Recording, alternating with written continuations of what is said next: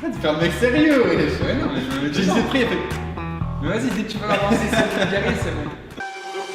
Put the place up, yeah we know what we made of. Can't get enough of you, boo, I'm a chaser. Face up, now I feel a little major. Blink of an eye, ego I'm a taker. Shaker, yeah she was a ball shaker. She shake me out that door to no place. Damn, why you doing all that?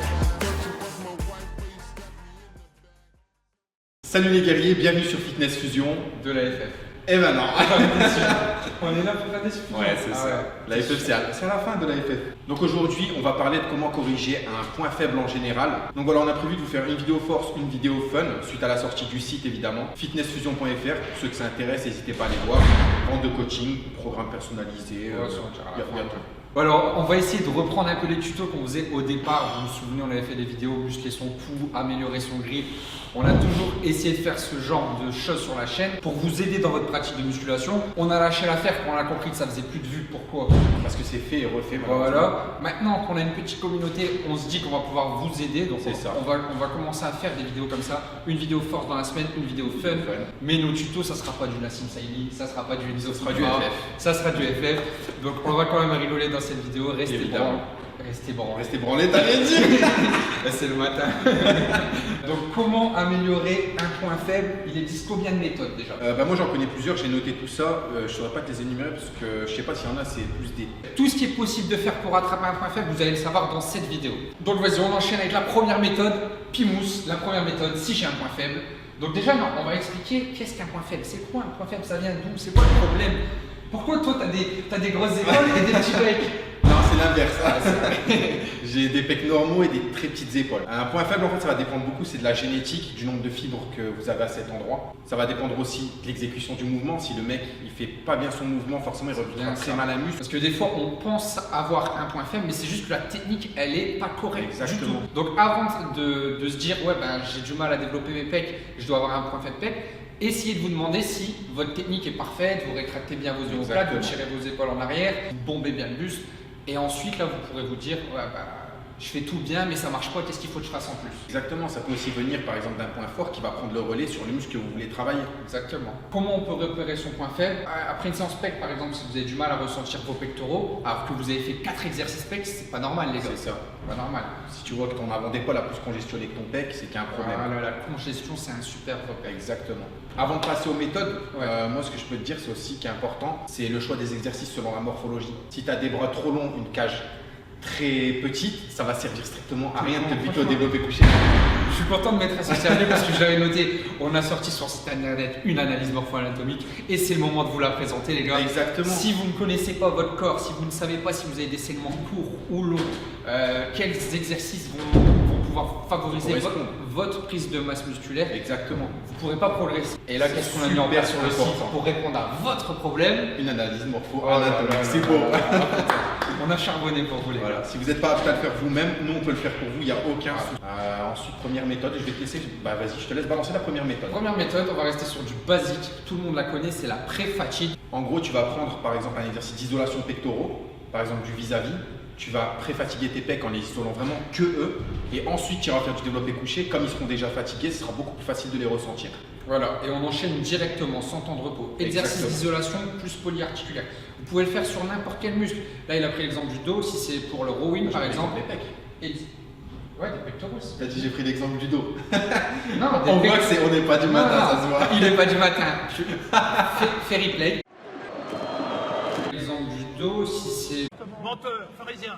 J'ai dit, là il a pris l'exemple des pectoraux, là on peut prendre aussi l'exemple du dos. Par exemple avec exercice d'isolation, oiseau à la poulie, enchaîné avec du rowing. C'est simple, vous allez voir les gars, la musculation c'est simple une fois que vous connaissez ce qui existe et ce qui marche parce que ça a été... Ils ont fait des expériences sur plusieurs cas pour démontrer l'efficacité de ces méthodes. Donc c'est pas des méthodes qu'on vous balance comme ça. Ah non, bien sûr. Vas-y enchaîne ça, plus ça c'est magique, ça va marcher. Donc en deuxième méthode, il y aura la post-fatigue. Je vais te les expliquer, vas-y. La post-fatigue, c'est le même principe, sauf qu'on le fait à l'envers, les gars. C'est Exactement. facile, vite à retenir. Pré-fatigue, exercice d'isolation avant, post-fatigue, exercice d'isolation après. Exactement. Prends l'exercice, je sais pas, des épaules par exemple pour changer. Tu vas faire du développé militaire, directement derrière, tu vas enchaîner sur des élévations latérales pour vraiment fracasser le faisceau latéral. Exactement. D'autres méthodes, moi j'ai noté, c'est plus des techniques que des méthodes. Enfin, je sais pas comment expliquer ça. Ouais, c'est ça. Une méthode technique, c'est pareil. Par exemple, pour ce qui est des pectoraux ou même des épaules, si quelqu'un a par exemple un point fort triceps comme moi j'ai, vous allez pouvoir faire du partiel, par exemple, développé couché. Qu'est-ce que tu racontes? Il raconte quoi lui là? Tout ici ça fait un point fort, il y a un gros problème ici.